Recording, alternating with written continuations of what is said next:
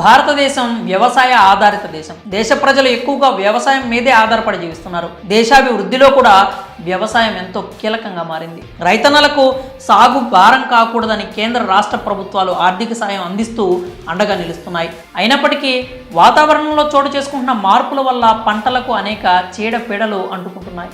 దీంతో పంట దిగుబడులు తగ్గిపోతున్నాయి.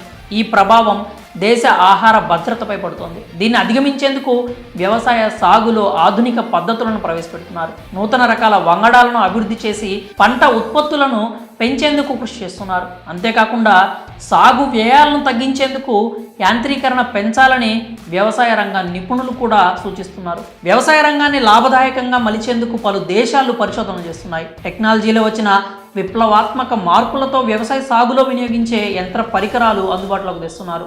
డేటా అనలిటిక్స్, రోబోటిక్స్, కృత్రిమ మేధ వంటి ఆధునిక సాంకేతికత ద్వారా పనిచేసే వ్యవసాయ పరికరాలు అందుబాటులోకి వస్తున్నాయి. దుక్కి దున్నడం మొదలుకొని పంట చేతికొచ్చే వరకు అనేక రకాల యంత్ర పరికరాలు అందుబాటులోకి వచ్చాయి. దీంతో సాగు వ్యయం తగ్గడంతో పాటు పంట దిగుబడులు కూడా పెరుగుతున్నాయి. విదేశాల్లో మాదిరే భారత్లో కూడా వ్యవసాయ సాగులో అనేక మార్పులు వచ్చాయి. రైతులు యంత్ర పరికరాలను విరివిగా వినియోగిస్తున్నారు. పంటలకు వచ్చే చీడపీడలను అరికట్టేందుకు పిచికారీ చేయడానికి అనేక రకాల స్ప్రేయర్స్ అందుబాటులో ఉన్నాయి. దీంతోపాటు డ్రోన్ల ద్వారా కూడా పిచికారీ చేసే వారి సంఖ్య పెరిగిపోయింది. అయితే ఈ డ్రోన్ల వినియోగంపై హైదరాబాద్కు చెందిన మారుత్ డ్రోన్స్ మహిళలకు ఉచితంగా శిక్షణ ఇచ్చేందుకు ముందుకొచ్చింది.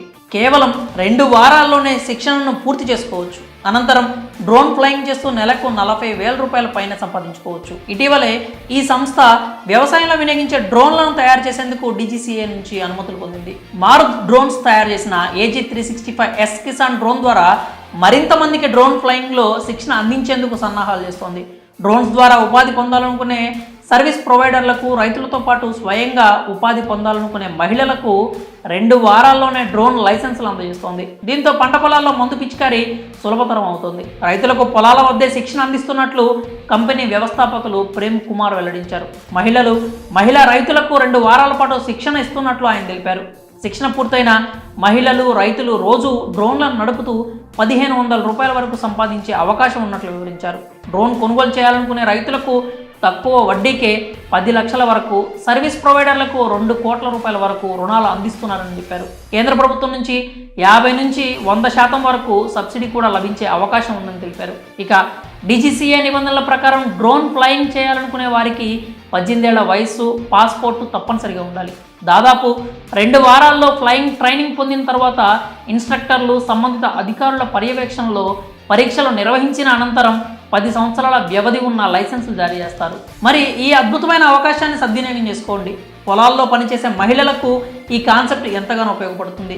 వారు గనక డ్రోన్ ఫ్లయింగ్లో ట్రైనింగ్ తీసుకుంటే కనుక నెలకు 40,000 పైన సంపాదించుకోవచ్చు. ఈ విషయాన్ని వీలైనంత ఎక్కువ మందికి షేర్ చేసి వారు ఆర్థికంగా బలోపేతం అయ్యేలా వారికి సహాయపడండి.